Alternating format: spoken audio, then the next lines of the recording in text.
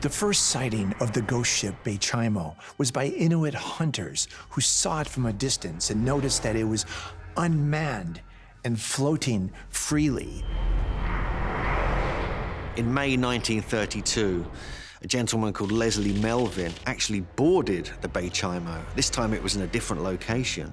Yet at the same time, planes flying over the area could see nothing, no sign at all of the Bay Chimo. He discovers it's completely deserted and wonders, how did it get here? Did it sail itself? After this, sightings continued for an astonishing 38 years, but the ship remained out of reach to anyone attempting to salvage it. The strange thing is, anyone who seeks out the Bay Chimo never finds it. They see it, it starts moving away at unnatural speeds, or if they approach it and try to board it, extreme weather comes out of nowhere and prohibits them from doing so. It's almost as though the Alaska Triangle is using supernatural forces to protect the ship. All this was adding to a growing myth about the ship as a real ghost ship, something just on the edge of reality, possibly slightly into a more otherworldly reality. But to the native people, it wasn't so much a ghost ship as a spirit moving in another dimension. Kiduviduak Lichard is a native shaman. The Native American view on reality is everything is made of spirit. Everything in this reality has a certain spirit. Reality is made of spirit, and there are different realities that have different degrees or strengths of spiritual energy. This world is also a spirit world. The Bay Chimo was moving between different levels of spirit. And when something goes to a different spirit world, it's like saying a different dimension. We're talking about another place that's like this, but it's like a different layer. If this theory is true, would a different layer of reality explain the mysterious voyage of a second ship, which disappeared in Alaska in the 1760s? It was last seen with all its crew frozen solid beneath the decks. Is this, once again, the triangle at work? The ghost ship, Bay Chimo, is said to haunt the Arctic waters of northern Alaska. It's a chilling story, but at least the crew all survived. But there is another ghost ship story, and that ship is called the Octavius. The question is, could the Alaska Triangle be responsible for what happened to its crew? Octavius was a British sailing ship in the 1700s. She sailed from Britain to China, trading. When she left China, the captain, who had his wife and child with him, decided he would make an attempt on the Northwest Passage. The fabled Northwest Passage connected the Pacific with the Atlantic via the Arctic Sea. Yet this route hadn't even been discovered yet. Why the captain would attempt this unknown route in 1762 is still a mystery. The ship disappeared, but in the 1770s, it was found, apparently abandoned, drifting off the coast of Greenland. 1897. The beginning of the Klondike Gold Rush. When stories of striking it rich hit newspaper stands across the U.S., over 100,000 men would set sail to the port town of Skagway in the southeastern corner of the Alaska Triangle in the hope of making their fortune. Historian Steve Levi has written about their journey. It's a wild time. Doctors, lawyers, piano players, crooks, convicts, prostitutes, everybody was coming through Skagway. The so-called stampeders set off on a treacherous 500-mile trek from the port of Skagway up the infamous Golden Staircase, over Alaska's coast mountains to Canada's prized goldfields in Dawson. Most, however, went home penniless, and many never even made it out of Skagway. It's a very violent city, a city that had a death a day. A doctor couldn't make a living in Skagway because people just got shot. No one got sick, everybody just got killed. With Skagway's dark history, it's no wonder it's such a draw for lost spirits. Its cemeteries seem haunted by victims of murder and gold mining tragedies. Hotels seem possessed by women whose husbands went to the gold fields and never returned. Even ghost ships like the Princess Sophia left Skagway cursed with tragedy, taking more than 300 lives to a watery grave. Their ghosts are still seen to this day. Paranormal expert Jeff Richards has been investigating the hauntings here. Those dire circumstances, unfortunately, they leave a mark. They leave a mark, loss of life, loss of hope. The mysterious forces that comprise the Alaska Triangle could be what keep the spirit here in Skagway present and so active. No more so than in one of the most haunted bars in Skagway, the Red Onion Saloon. But it sold more than liquor during the gold rush. It also sold sex, according to operations manager Elizabeth Lavoie. When a miner wanted to enjoy the company of a woman, he would be taken upstairs, escorted by the bouncer. He would be shown in to the woman of his choice, and then he would pay. Our brothel was one of the most expensive, with the highest class ladies. Corey Giacomazzi helped turn the former brothel upstairs into a museum and arrived here in 2004 to become its curator. But soon she realized this place had a dark history of hauntings. She heard footsteps, and fellow workers told Corey about other unexplained experiences. Things will start happening, like they can't get into the safe downstairs, or they get shoved down the stairs, or different things happen. There have been times I've walked into the brothel and you just get this feeling that you just shouldn't be in here. One of her colleagues experienced something even more sinister. End of the month inventory. She was in the freezer counting pizza doughs.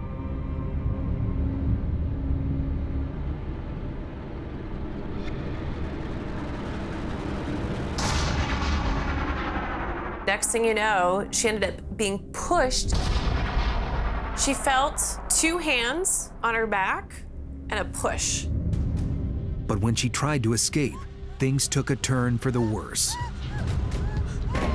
She was struggling to get out. She was ready to yell at somebody for harassing her this way.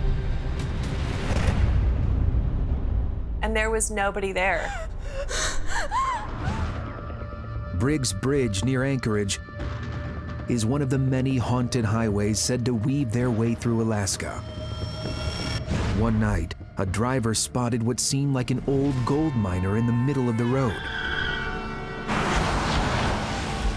Suddenly, he mysteriously vanished. Paranormal researcher Mike Cook is planning an overnight investigation to see if he can track down this lost highway spirit or any others that lurk here. We're gonna set up cameras to see if we can get some kind of evidence of there being some kind of paranormal activity near this road. Mike begins setting up his CCTV in the cold, sub-zero Alaskan temperatures. This one actually has a mic on it, so hopefully Spirit will say something. We'll pick it up. Nearby, Mike's based his mobile command center. Here, he can record and monitor any paranormal activity. I'm hoping that I can catch an entity walking across this bridge up here. All set, Mike heads out onto the haunted bridge, armed with his ghost hunting equipment. This is the spirit box.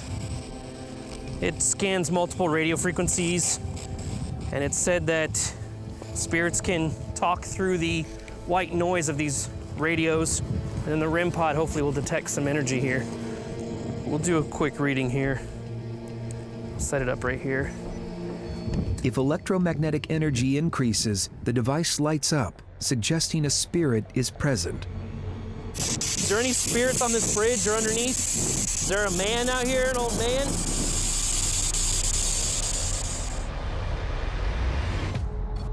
Oh, did you see that? The lights are flickering. Is that you? Oh, look at that, that's even stronger.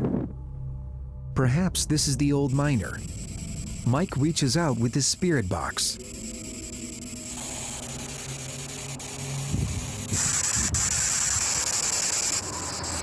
I did hear something right there. It was very, very faint. Were you trying to communicate? Couldn't really hear what it said, but I did record it, so I'm gonna go back to the command center, try and replay it, see if I can grasp anything out of it. Mike heads back to process the electronic voice phenomenon, or EVP, he's just captured. So this is recorded at the very end of the bridge.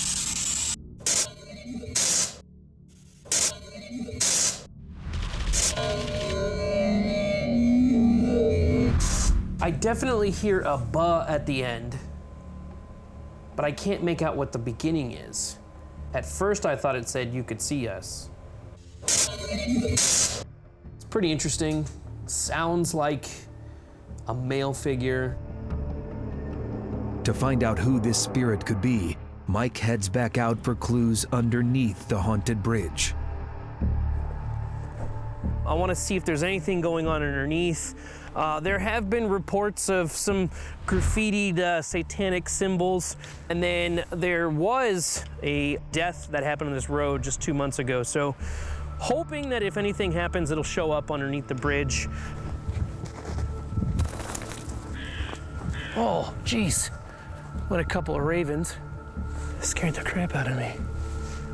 Once again, Mike starts his spirit box. Is there anybody under the bridge? Is there any spirits here? Did you die in this area? For Gold Rush ghosts, nowhere else is more fitting. In summertime, Eagle River could be panned by many seeking riches. Independence Mine is now open to visitors. Christy Short is a guide here. She's lived in the area her whole life. Since she's been working here, Christy has experienced some strange goings-on in the mine buildings. Rumor has it that the paranormal activity is emanating from the top floor of the bunkhouse. Upstairs is creepy. We don't go up there. There's no reason for us to go up there. So when we do tours, we come on the second floor of the bunkhouse here, show people around, and then we head to the next house. So we just stay out of there. That's not someplace you really want to go. Stories from the mine are now known even beyond Alaska. Jeff Richards is a paranormal investigator from Canada who's been researching the history of the site. At the top of Independence Mine, there's a room that not even those who work there today will go into. It's out of bounds. No one is permitted entry into this room because of the number of experiences that people have had over the years and how negative that they are. The last employee to go into the room has vowed to never return because of the presence that they felt in that space. They felt they were not alone at all. And I mean, it happens with good reason. As the story goes, in the early years of the mine, there was somebody who actually hung himself in that room. And perhaps that spirit persists and stays there even today. The rooms above the mess hall are also kept off limits to the public. Just recently, a guide was upstairs and heard footsteps coming up the stairs. He turned around to investigate, and nobody was there. But he saw that the old clock, which hadn't worked in years, was now ticking. Even more strangely, it was going backwards.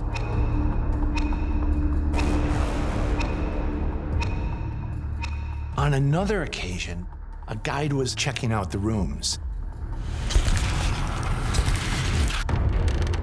Nobody had keys except himself, and he was the last one to have been there.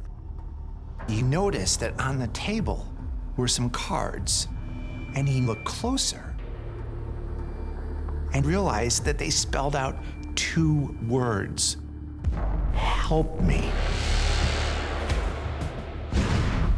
But even more haunted than the mine buildings are the tunnels themselves. It's in the tunnels where the men worked and died. Here we go.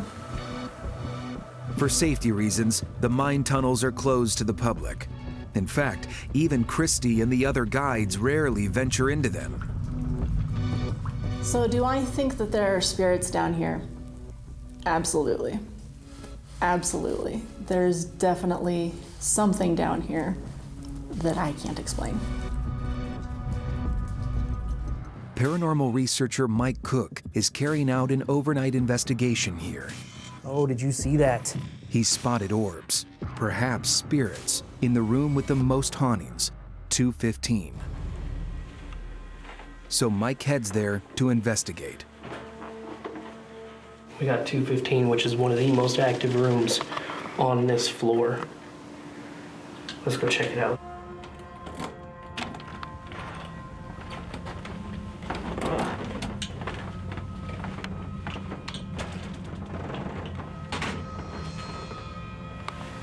Let's see what I've got here. Mike turns to a device used by many ghost hunters, the Tesla coil. It's actually putting out positively charged electrons out into the air, giving the entities and the spirits the power or the energy they need to speak to us through the spirit box. Is there anybody here in the room with us? Are there any spirits?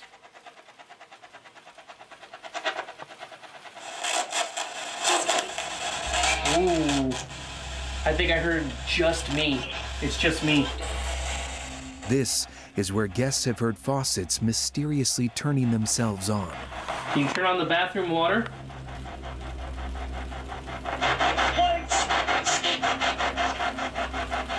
I'm getting something, but I can't understand it. Can you say it again? What's your name?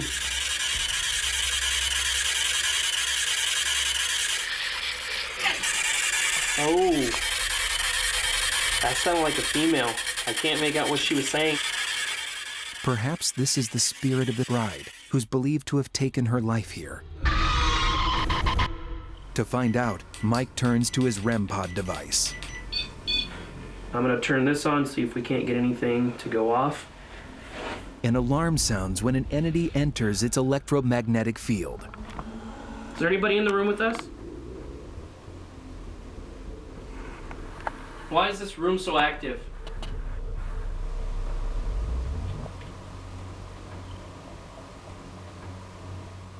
Mike thinks he's heard something outside.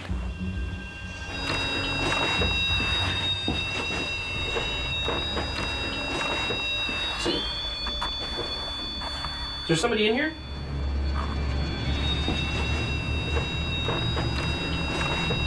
Step back. Look at that! Did you? It stopped! I could have sworn I heard something outside the room walking. And then when I went to the door to check it out, this went off. Told him to back up, and it stopped as soon as I said that. That's an intelligent spirit right there. That is proof right there that there's something in this room disrupting that magnetic field. And that was incredible. That was amazing.